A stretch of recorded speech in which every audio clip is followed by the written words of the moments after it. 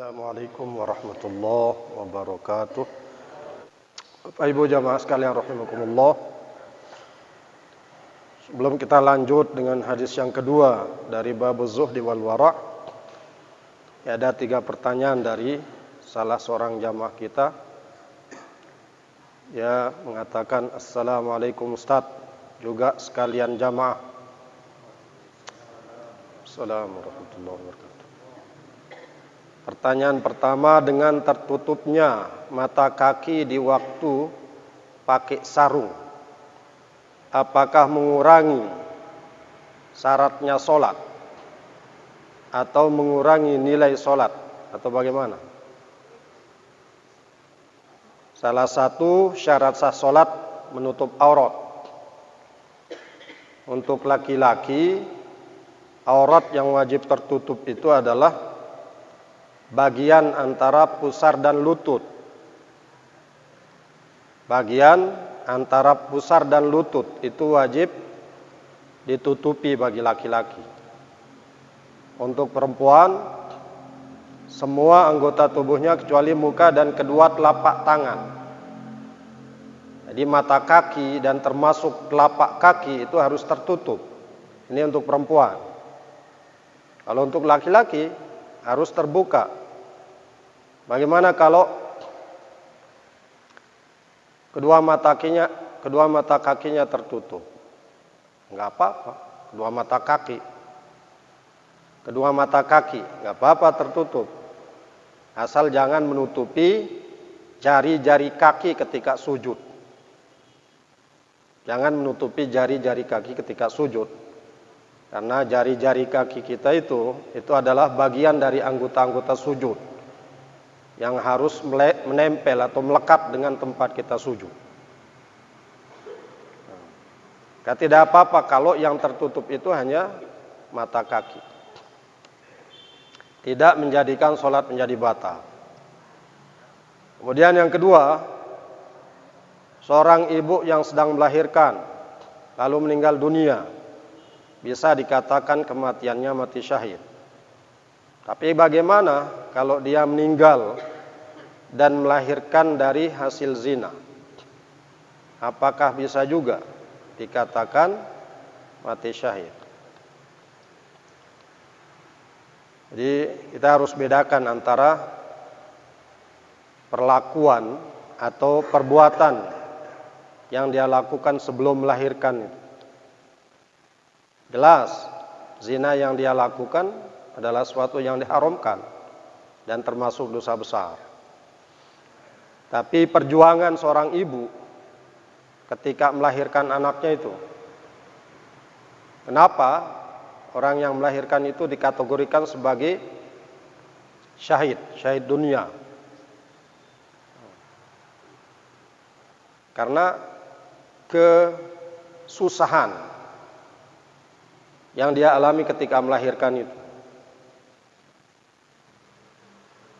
Jadi kita tidak bisa menafikan kesusahan seorang wanita ketika melahirkan itu dengan dia sudah melakukan zina.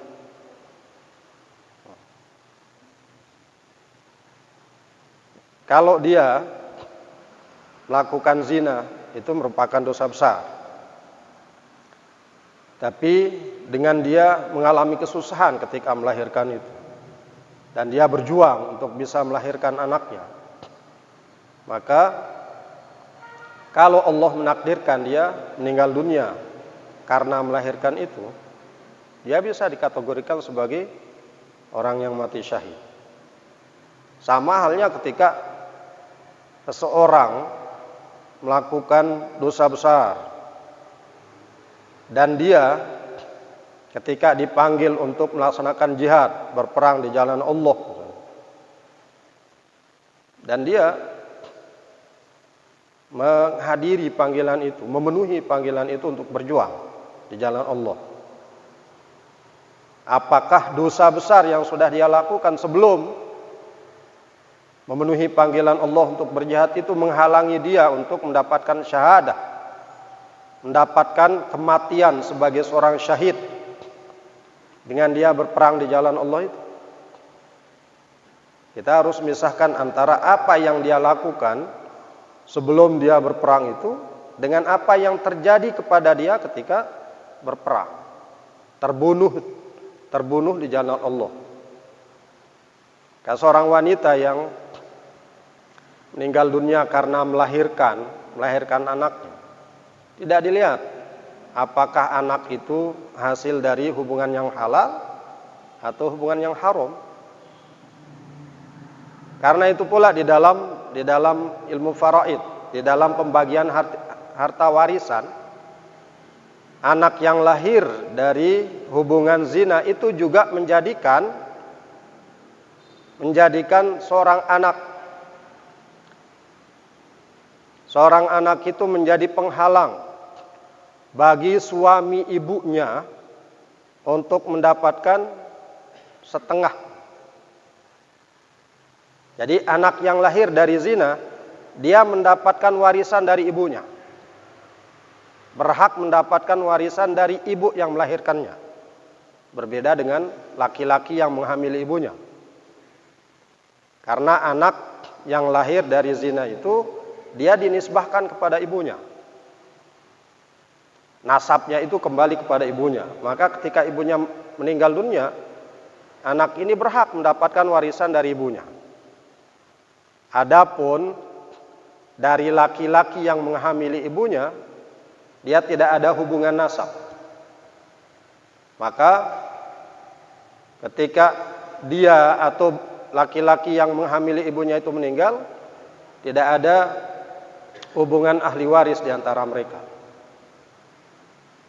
Nah, karena itu anak yang lahir walaupun dari hubungan perzinahan itu menjadikan seorang suami kalau istrinya meninggal mendapatkan 1/4, tidak mendapatkan setengah.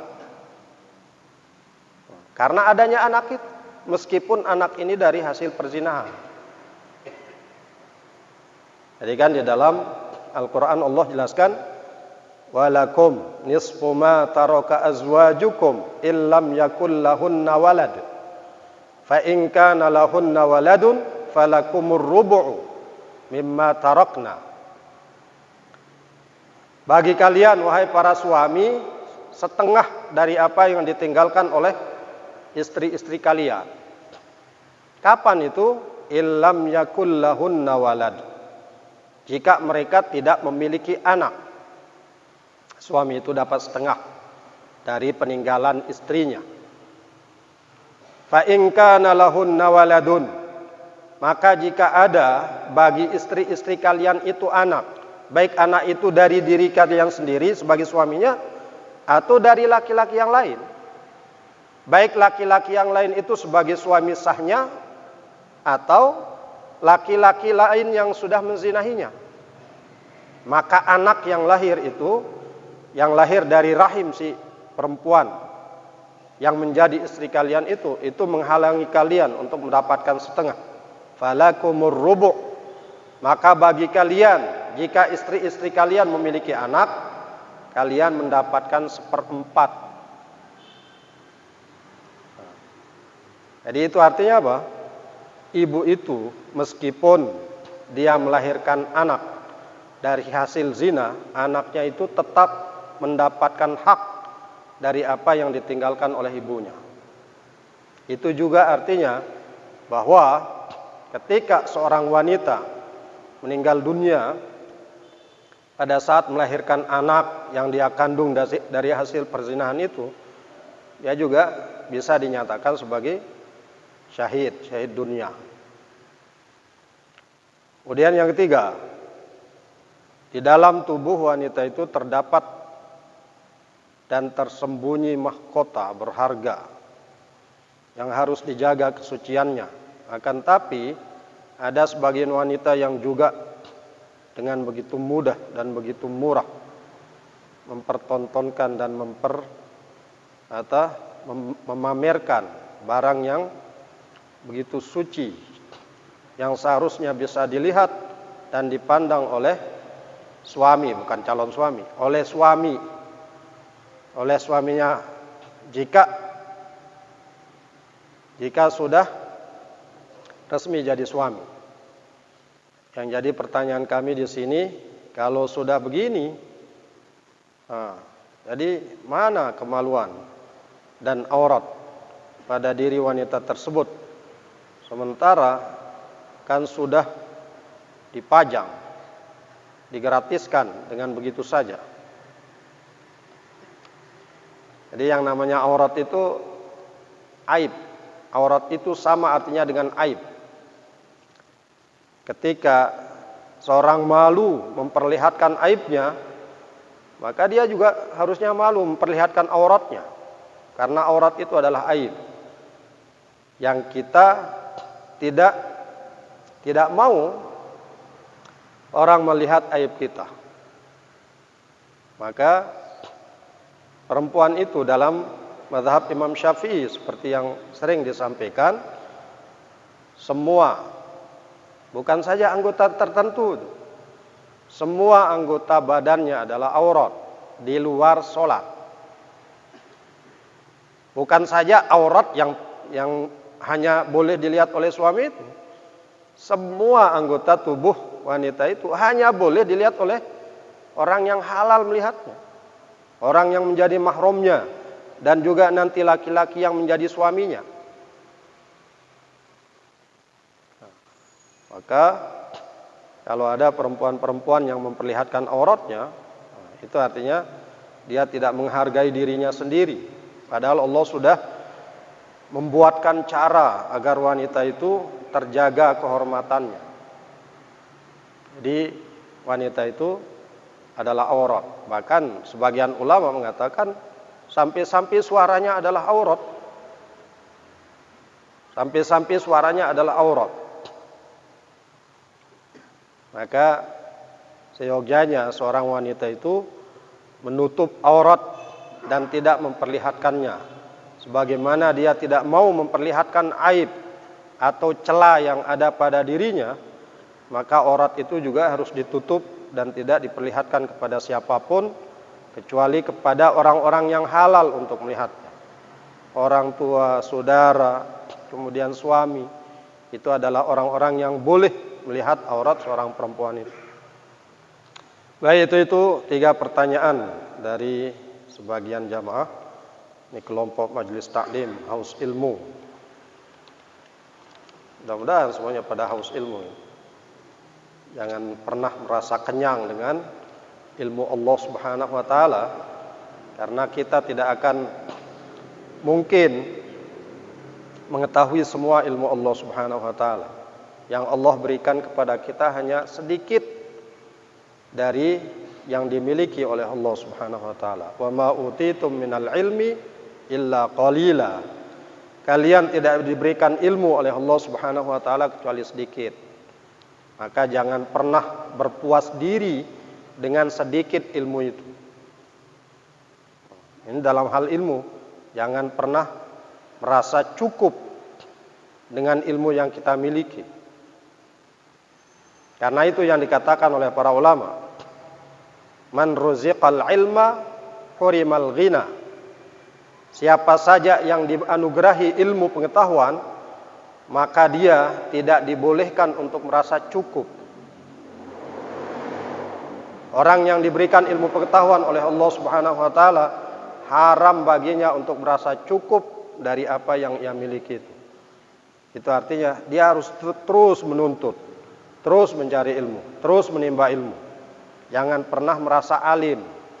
Karena kalau orang sudah merasa alim, itu tanda kebodohannya. Wallahu a'lam bishawab.